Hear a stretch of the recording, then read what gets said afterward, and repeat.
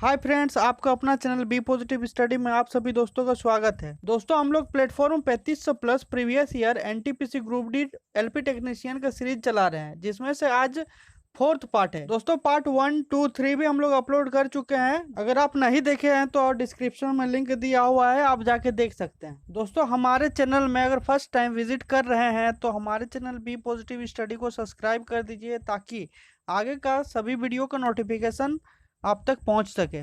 चलिए वीडियो को शुरू करते हैं। पहला प्रश्न है, निम्नलिखित में से कौन सी धातु चाकू से काटा जा सकता है? तो इसका उत्तर होगा ए, सोडियम।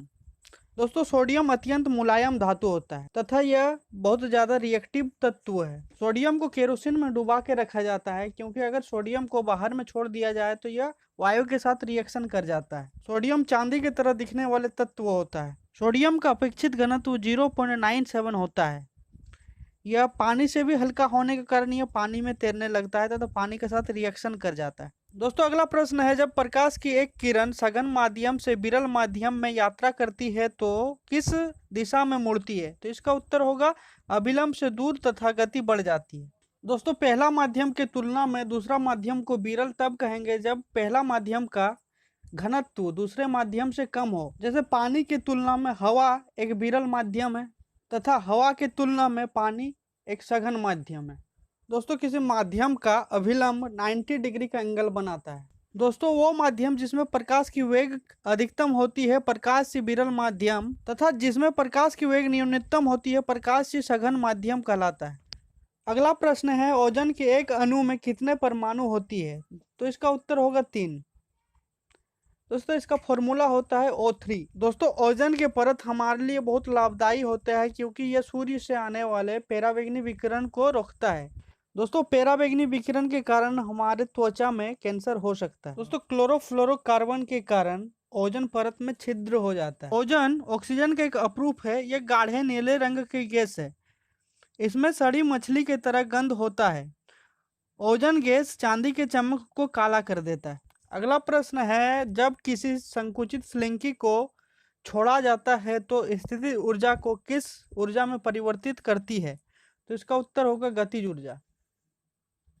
किसी वस्तु में उसकी अवस्था या स्थिति के कारण कार्य की क्षमता को स्थितिज ऊर्जा कहते हैं। बांध बनाकर जब पानी इकट्ठा किया जाता है तो स्थितिज ऊर्जा में संचित रहता है, लेकिन जब उस पर पानी को छोड़ दिया जाता है तो गतिज ऊर्जा में परिवर्तित हो जाता है। इसी प्रकार जब हम किसी धनुष को खींचते हैं तो उसमें स्थितिज ऊर्जा संचित रहता है, लेकिन छोड़ने पर वो काइनेटिक एनर्जी में परिवर्तित हो जाता है। दोस्तों, गतिज ऊर्जा प्लस स्थितिज ऊर्जा बराबर यांत्रिक ऊर्जा होता है। ऊर्जा एक रूप से दूसरे रूप में रूपांतरित होता है, इसे क्षय नहीं किया जाता है।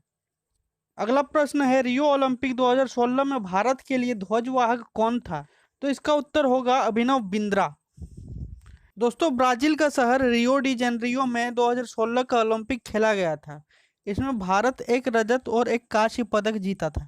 दोस्तों, अगला प्रश्न है, बहुविखंडन द्वारा उत्पन्न होता है? तो इसका उत्तर होगा बी, प्लाज्मोडियम।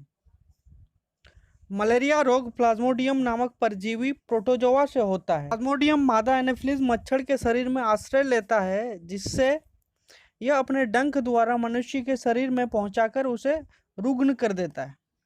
दोस्तों, आलिंगिक प्रजनन के प्रकार कुछ देख लेते हैं। अमीबा में द्विविखंडन द्वारा होता है। प्लाज्मोडियम में बहुविखंडन द्वारा होता है। हाइड्रा में मुकुलन द्वारा प्रजनन होता है। ईस्ट में मुकुलन द्वारा प्रजनन होता है। प्लेनेरिया में पुनर्जनन होता है तथा स्पाइरोगायरा में खंडन विधि द्वारा प्रजनन होता है। दोस्तों, अगला प्रश्न है, खाद्य पदार्थ का ऑक्सीकरण होने से रोकने के लिए निम्न में से किस गैस का उपयोग किया जाता है? तो इसका उत्तर होगा नाइट्रोजन।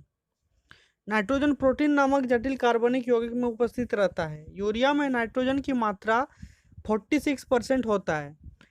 खाद्य पदार्थ को संरक्षण करने के लिए बेंजोइक अम्ल का प्रयोग किया जाता है। नाइट्रोजन के अणु द्विपरमाणुविक होता है। कृत्रिम गर्भधान के लिए बेल का वीर्य द्रव्य नाइट्रोजन में रखा जाता है। दोस्तों, द्रव्य नाइट्रोजन अत्यंत ठंडा होता है। अगला प्रश्न है, साइकिल की सवारी करते समय निकलने वाली ऊर्जा निम्न में से किस रूप में नहीं होती है? तो इसका उत्तर होगा रासायनिक ऊर्जा के रूप में नहीं होती है।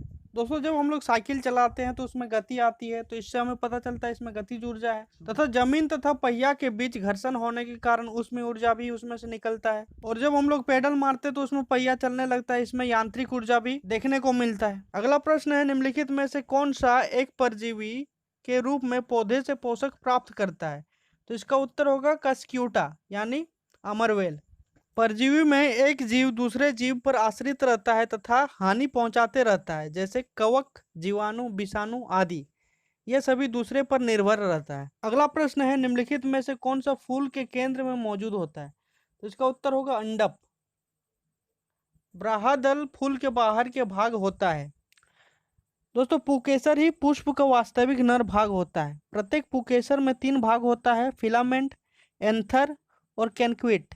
जयांग पुष्प का वास्तविक में मादा भाग होता है।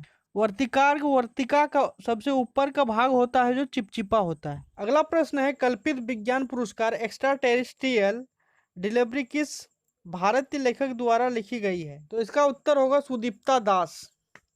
दोस्तों अगला प्रश्न देखने से पहले अगर आप हमारे चैनल को अभी तक सब्सक्राइब नहीं किए हैं तो प्लीज़ सब्सक्राइब कर दीजिए और बेल आइकन को भी दबा दीजिए ताकि आगे का वीडियो का नोटिफिकेशन आप तक जल्दी पहुंचे। और दोस्तों इसे अपना फ्रेंड स्टडी ग्रुप में भी शेयर कर दीजिए। दोस्तों अगला प्रश्न है, व्यवस्थित वस्तु की वह प्रवृत्ति जो उसे स्थिर या समान गति से गतिमान करने के लिए प्रवृत्त करता है क्या कहलाता है? तो इसका उत्तर होगा जड़त्व। दोस्तों जड़त्व किसी वस्तु का वह गुण है जिसके कारण वो गतिशील या विराम अवस्था को बनाए रखने में मदद करती है। जड़त्व द्रव्यमान पर निर्भर करता है, जितना अधिक द्रव्यमान होता है उतना अधिक जड़त्व होता है। न्यूटन का प्रथम गति के नियम से जड़त्व का परिभाषा मिलता है। जड़त्व के नियम को गैलीलियो का नियम भी कहते हैं। जड़त्व के एक उदाहरण है, जब हम लोग किसी पेड़ को जोर जोर से हिलाते हैं तो उसके शाखा के पत्तियां टूट के गिरने लगती है। दोस्तों अगला प्रश्न है, निम्नलिखित में से कौन सा क्षेत्र पवन ऊर्जा के लिए उच्चतम क्षमता है? तो इसका उत्तर होगा पश्चिमी घाट। पवन ऊर्जा स्वच्छतम ऊर्जा का स्रोत है। पवन ऊर्जा के लिए विस्तृत खुला क्षेत्र महत्वपूर्ण कारक। पवन ऊर्जा भारत के गुजरात, राजस्थान में अधिकतम उत्पादित होता है। भारत का पवन ऊर्जा में विश्व का चौथा स्थान है। यदि पवन का वेग 10 मीटर पर सेकंड से 15 मीटर पर सेकंड हो तो विद्युत ऊर्जा उत्पन्न कर सकती है। अगला प्रश्न है, फ्रीडम ट्रेल एक 2.5 मील दर्रा है जो अमेरिका क्रांति को बेहतर तरीके से दर्शाता है। आपको यह प्रसिद्ध और ऐतिहासिक मार्ग किस अमेरिकी शहर में देखने को मिलेगा? तो इसका उत्तर है सी, बोस्टन। दोस्तों अभी तक अगर आप चैनल को सब्सक्राइब नहीं किए हैं तो प्लीज़ हमारे चैनल बी पॉजिटिव स्टडी को सब्सक्राइब कीजिए तथा ज़्यादा से ज़्यादा शेयर कीजिए। दोस्तों अगला प्रश्न है, ओम के नियम के अनुसार यदि करंट I बढ़ता है तो संभावित अंतर भी स्थिर रहता है तो इसका उत्तर हो जाएगा प्रतिरोध कम हो जाता है। दोस्तों ओम के नियम V बराबर IR के अनुसार प्रतिरोध कम होने से विद्युत धारा अधिक प्रवाहित होगा। यदि प्रतिरोध अधिक होगा तो विद्युत धारा कम प्रवाहित होगा। प्रतिरोध का ऐसा मात्रक ओम होता है। एक आदर्श एमीटर का प्रतिरोध 0 होना चाहिए। एक आदर्श वोल्टमीटर का प्रतिरोध अनंत होना चाहिए। अगला प्रश्न है, ध्वनि में 333 मीटर पर सेकंड की चाल से यात्रा करती है। इस प्रकार 1 सेकंड में 333 मीटर की दूरी किसके द्वारा तय की जाएगी? तो इसका उत्तर है अशांति। दोस्तों विभिन्न माध्यमों में से ध्वनि की चाल भिन्न भिन्न होती है। किसी माध्यम में ध्वनि की चाल मुख्यतः माध्यम की प्रतिस्थता तथा घनत्व पर निर्भर करता है। प्रतिस्थता और घनत्व ठोस में अधिक होती है अतः गैस में कम होती है। लोहे में ध्वनि की चाल 5130 मीटर पर सेकंड होती है। ध्वनि की चाल तथा तरंग दैर्घ्य एक माध्यम से दूसरे माध्यम में जाने पर बदल जाती है लेकिन आवृत्ति नहीं बदलती। अगला प्रश्न है, हीलियम को छोड़कर सभी नोबल गैसों के बाहरी सेलों में कितने इलेक्ट्रॉन होती है? तो इसका उत्तर होगा 8। दोस्तों नोबल गैस अन्य तत्वों के साथ रिएक्शन नहीं करता है क्योंकि यह स्टेबल होता है। दोस्तों हीलियम में ड्यूप्लेट तथा अन्य नोबल गैसों में ऑक्टेट फुलफिल होता है, इसी कारण यह अक्रिय गैस होता है। दोस्तों ड्यूप्लेट तथा ऑक्टेट फुलफिल होने के कारण नोबल गैस ना तो किसी से इलेक्ट्रॉन का साझेदारी करती है और ना ही किसी से इलेक्ट्रॉन का आदान प्रदान करता है, इसीलिए यह अपरमाणविक कण होता है। अगला प्रश्न है, फूलों वाले किस पौधे में पत्तियों के मार्जिन के दर्रों में कलियां पैदा होती है? तो इसका उत्तर होगा ब्रायोफाइलम। दोस्तों ब्रायोफाइलम की पत्तियों में कायिक प्रवर्धन के लक्षणों को दर्शाता है। जब ब्रायोफाइलम की पत्तियां की कोर पर कुछ कलियां विकसित होकर मृदा में गिर जाती है तो यह नए पौधे के रूप में विकसित हो जाती है। तो प्लेटफॉर्म सीरीज के आज के हमारे लास्ट प्रश्न है। दोस्तों हमारे आज के अंतिम प्रश्न है, रासायनिक गुणों में मेंडलीफ ने कौन सा तत्व द्वारा बनाए गए यौगिकों पर ध्यान केंद्रित किया? तो इसका उत्तर होगा हाइड्रोजन और ऑक्सीजन। दोस्तों मेंडलीफ के आवर्त सारणी में हाइड्रोजन का स्थान विवादपूर्ण है।